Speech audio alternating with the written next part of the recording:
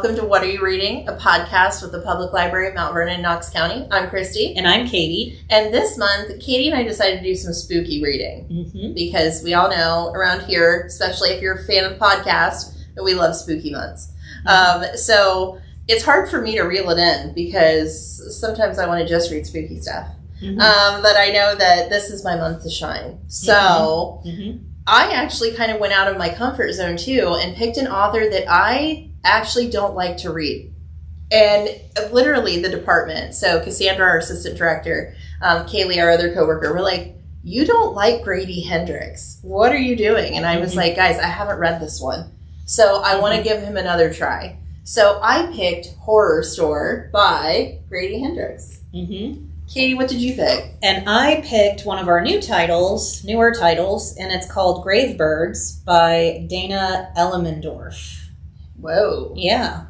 That's awesome. Elmendorf. Sorry about that. Well, I was worried about pronouncing Horrorstör, and there are some other names in this that I was like, oh no. So I'm going to do my best. We'll just do our best, and we'll make it through.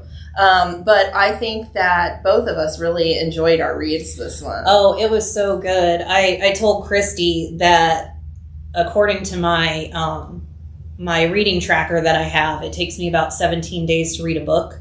And this one I read in like 12. Wow. So yeah, I couldn't stop reading it. No, it felt like it did go really fast because every day that you came in to work, I was like kind of keeping up with you on it. So I would be like, so what happened last night? Yes. I'm trying really hard to get you to read this one. Yes. It is so good. It is on my TBR. Yeah, it is for people. It's not scary. It is spooky, but it is not scary. It's a kind of a Southern Gothic. So a lot of Gothic novels are like, ooh, something out of this world is going on, and then you find out that it's something easy. Yeah, like the ex-wife in the exactly. Definitely like the Jane Eyre vibes. Turn of the Screw. I was kind of getting that vibe as well. So I'm glad to hear that continued. Yes. Through. Yes. So this story follows a young woman named Hollis. She and her grandfather were in a horrible car accident when she was, I believe, 10. Grandpa died. She survived, but she was basically clinically dead for 30 minutes.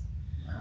And now that she was brought back to life by some quick thinking by a neighbor, she sees these grave birds, which grave birds look like regular birds, but they're kind of like that a gossamer type thing where you can see through them.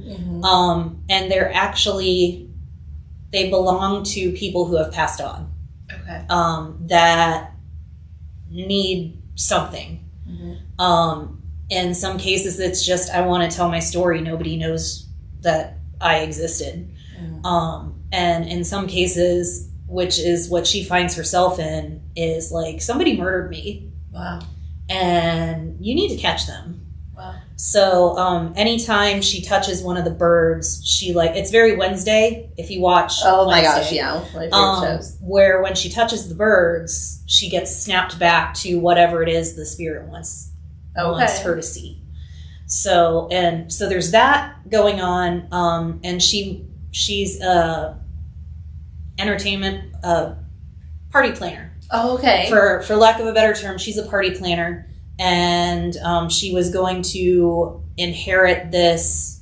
Well, she would buy it from her godfather who passed on, and said you couldn't sell it for a year to give Hollis a chance to make the money to pay for it. And 2 weeks before that year is up, this man comes in from out of town and buys it out from under her. And she actually lives on the property. So that causes some problems, and the man who buys it might literally be the devil. We don't know. The first time we see, I think the second time we see him, he's walking down the street and like the trees are weeping blood. Wow. That is some imagery. It is some deep imagery. And weird things start happening when he makes it into town. There's like fire tornadoes and very concentrated earthquakes. And a lot of plague type things that you might be familiar with. Ooh. So it does have Christian imagery and stuff in it. And there's also like a mega church that plays a part in the book that may not be as wholesome as we think it is. Okay. Wow. Yeah, so there is a lot going on in this like little book. No wonder you read it so fast. Oh, yeah, it was. And when it picked up a different like angle, it's like, but I want to know about the other one. Yeah. So I just have to keep reading until I still haven't trained my husband that when my book is open that he needs to like not zip it. Yeah, not talk to me. And so funny. Yeah, yep. So I did spend a lot of late nights reading this book because I just couldn't put it down. That's awesome. Yeah. I love when that happens. And honestly, like, it has happened to us quite a few times this year, but this one, like, I couldn't wait to talk to you the next day about, like, what had happened the night before. Because, you know, I love a good romance. So when I heard that, you know, there was an attractive gentleman coming to town who might also happen to just be the devil, I was very invested. Yes, and that also plays a part too, because the weird things that are happening, Hollis is like, I kind of feel like he's involved, but he's gorgeous, and he's like letting me use his house for this big gala. So I mean, that sounds pretty great. Yeah. So and it's very like grumpy sunshine if you're a romance reader, but this is not a romance book. Yes, we better be clear about that. It is in there, but that is not the focus of the book. Yes. It's more like a murder mystery if you're going...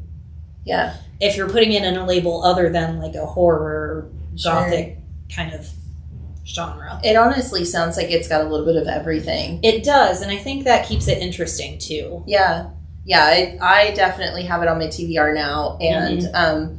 you had also mentioned that it might happen to be on sale from a certain website later this month, here, October. It might already be over, but yeah, so I was like, if it's really good, what I like to do is check out a book from the library, listen to it on Hoopla or Libby, or, you know, pick up the physical copy. If I love it, then I'll purchase a copy for my bookshelf. Yeah, I've started doing that too. And I'm always looking for like sprayed edges or something cool too. So if it has a really neat cover under the dust jacket or a fancy sprayed edge, I'm all in. Oh, absolutely. I'm so glad you liked it. Yes. Yay. Yes, I wasn't sure at first, but it's so good. Yeah, that's awesome. Yeah. It was a good pick. So I'm glad, because you had two in mind that you were thinking of. They both sounded great, but that one I thought sounded more like you. Yeah, I read a couple pages from both books, and like I didn't stop with this one. Yeah. The other one, I was kind of like, it had some political stuff in it.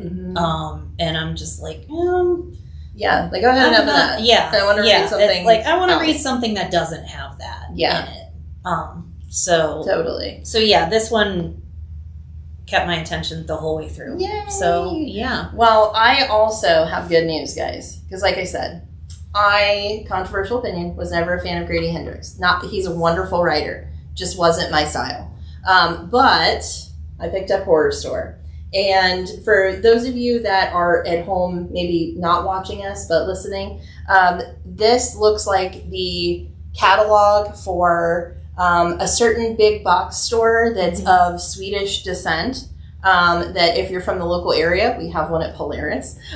So no names, but it might sound and look a little familiar to you. So this book follows a ragtag group of retail employees that work at what I would pronounce as Orks. And it is a big box Swedish retailer where you purchase your furniture, and it might be in boxes and you have to slowly put it together yourself with really confusing and, angering instructions. So this group of retail employees get together and have to work a night shift because some really strange things are happening in the store while it's closed. So items are getting destroyed. Whole departments are moving around. Things are in odd places or upside down. And a lot of shrinkage is happening. So if you've worked retail, you know what shrinkage is. Mm-hmm. And that's when you're losing product left and right. So either it's being stolen or it's being broken, but it's not good. So this group of employees is brought together to start working some night shifts while the store is closed. No one's in there but them. And the spooky stuff starts happening right away. Mm-hmm. So we have our awesome cast of characters who range in ages and genders and all kinds of things. So it is a true group of people that are trying to get together and solve what's going on. Mm-hmm. And what I really like about this book too is that throughout the book, we have aisles as our chapters. We have really cool pictograms. We have diagrams of the store. We've got the layout of the store, even so far as adverts. So there's advertisements for the items. And it does feel like you're reading a story inside of the catalog that you would have at home. That's cool. It's super neat. And I thought that it was really spooky because I have been in this big box store. Mm-hmm. And I feel like Grady Hendrix did such a good job of world building. And because it's something that we're familiar with, if you are familiar with it, you can put yourself in those aisles. Mm-hmm. And you know almost exactly where he's talking about when he's describing something. So if they're in, the couch section or they're in the kitchen section, you know what they're talking about. And I also liked that this book was set in Cleveland, Ohio. So that was kind of a fun little connection. Yeah. I don't want to do any spoilers here because I want you to pick this up and read it. But I will say that it is Grady Hendrix, so there was a really good twist to it. Mm-hmm. And something that a trope that I've read before, was kind of the same but different. Okay. So we do find out what is causing the paranormal activity in the store, but it might not be what you think. Okay. So I really liked that too. Yeah. Which I think was a little bit of an aspect with your book too, where we kind of came in with an idea of I think this is where this is going because of the strong imagery. Mm-hmm. And then as you got through it, it's maybe that's not what's going on. Yeah. And it stays a little bit murky, but this one you definitely get a good solid ending with. Mm-hmm. Typically my critiques of Hendrix are his female characters. But in this one, I felt like everyone was represented really well. I felt that the voices were very authentic to a retail experience. Mm-hmm. And any of us that have worked retail, you're going to relate to this and the horrors of retail work. So there's a lot of satire in here. There's a lot of that kind of veiled imagery that we all know if we've worked A, with the public, and B, in any kind of retail setting, of how hard that can truly be. And this book put it all together in a nice little paranormal package. Interesting. So I definitely recommend it. It was super spooky. Being in a store in the dark is already spooky. For sure. Yeah, and when even though you're with a group of people, you're all spreading out in this huge store with multiple levels. You get the creeps real quick. Mm-hmm. Those big furniture aisles in the warehouse where something's falling or something's moving, and it's pretty creepy. So yeah, for sure. If you're looking for something spooky to read this month, this last week with Halloween coming up and everything, I would definitely recommend Horrorstör. So yay, Grady Hendrix! You're winning me over with an older title. But now I'm okay, maybe I need to go back and reread. So give it another go, maybe. Yeah. Yeah. Well, I think this was a great month. This was. We've had a string of great discussions. Yeah. So we really have. I'm pretty happy with how this year's gone. So hopefully next month is just as good. So we'll meet you guys back here next month with another episode of the podcast. As always, thank you for joining us. Comment, subscribe, like below. Come in and see us. We'd love to talk to you about this. And if you want any book recommendations, head over to the reference department. We're happy to get you set up. And we'll catch you next time. Bye. Bye.